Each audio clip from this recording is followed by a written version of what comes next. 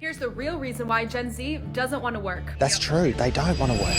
I think she just needs to come back down to earth, settle in for the right expectations, and yeah, you're right, you have to work. If you always look at purchasing through this lens, you will get to a point where you don't have to work again. I don't know if you're going to get to financial freedom by saving $10 a month. What the rich and the wealthy do is they... Life doesn't owe you anything. All you owed is an opportunity.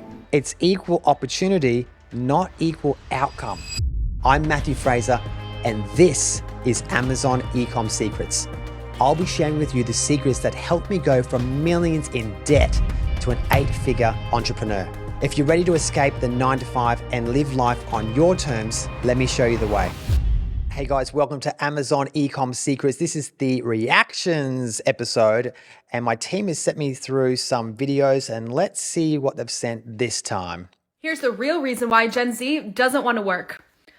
Kids these days, they don't want a hard days of work at all. They just want to quit their jobs and be on social media all day long. They don't want to work. Yeah, it's actually a lot more complicated than that. Not really. You want to quit because we're being taken advantage of, put in huge amounts of debt, and not paid properly. No. See, because while you were working in the 80s, your salary could actually afford you a decent lifestyle. Yeah, we actually worked pretty hard. Let me just show you the numbers. Since 1970, home prices have increased by 1,608%. Standard, right? If we compare minimum wages from then and now, in 2022, minimum wage is 40% lower than what it should be compared to 1970. When you're talking about property, when I went into the market when I was 21, I of course couldn't afford to buy what I wanted to buy. And I saw someone on TV the other day too, and she said, it's going to take me so long to save up to get a deposit to buy $1 million house. And I was like, are you serious?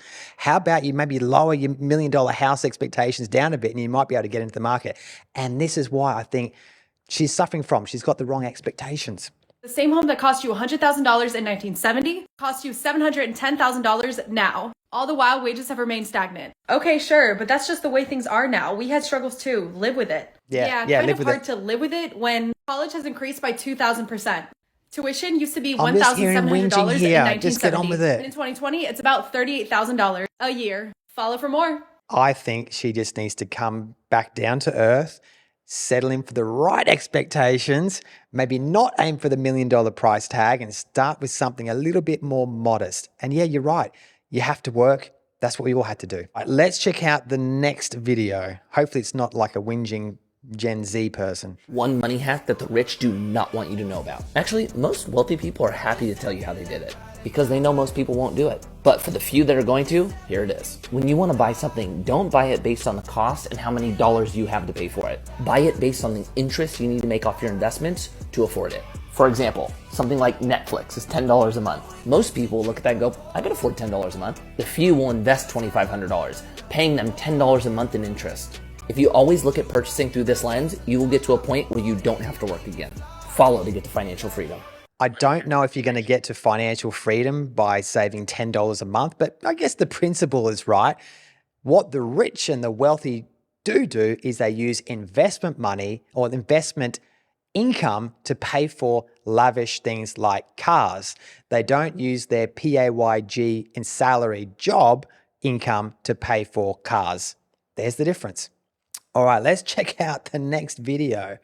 And I sold 75,000 of them. Wow. So I don't even know. It says this is why dropshipping is the Dropshipping best. is actually one of the worst side hustles, and let me tell you why. Yeah. Number one, it's not a side hustle, it's a business. So while you're trying to make it passive and only spend a few hours on it every single day, people are spending countless hours and having other people spend countless hours on their own business. I got to agree with him there. A lot of people think going into this entrepreneurial business, whether it be Amazon, FBA, e-commerce, or in this case, dropshipping, that you can kind of do it as like a side hustle.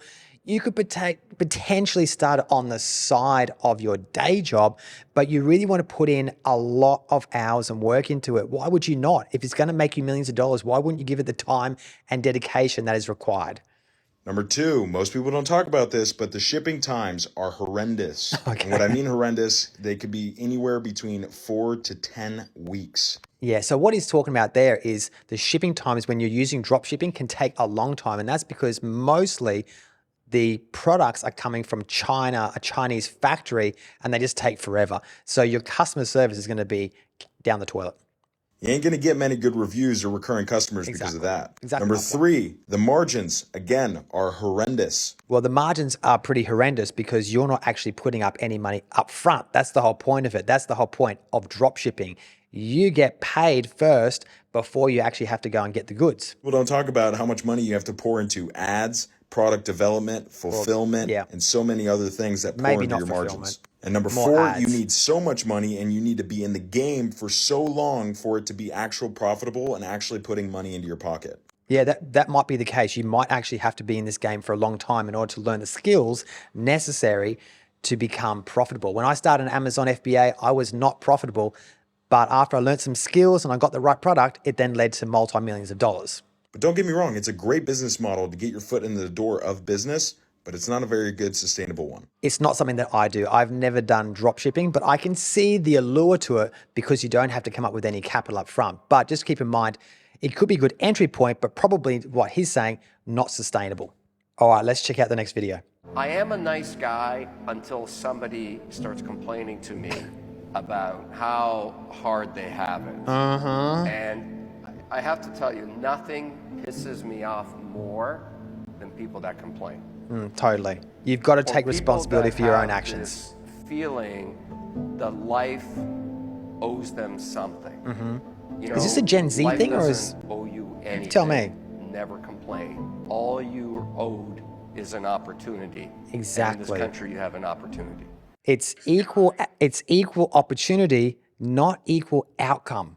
Yeah, we all get the opportunity to live in Australia and pursue our dreams. And that's what we should do. All right, let's check out the next video. The more expensive it is, the easier it is to sell because you're dealing with better people. You've probably had a consulting client that pays you 50 grand. Is like, oh yeah, by the way, I sent the wire yesterday. Yeah. Whereas the $50 person's like, well, what exactly am I going to be getting with this program? You know what I mean? It's a different person. You know what I mean? You're dealing with a different avatar. And from an actual selling perspective, almost every sale is the same regardless. So you might as well just do the sales that you're getting paid $5,000 for rather than the sales you're getting $20 for. Learn how to sell and then find the most expensive thing you possibly can to sell. This is so true. Even with myself, you know, when I go and buy something now, I hardly ever quibble about the price, particularly on high price point items. I just want to get the thing done.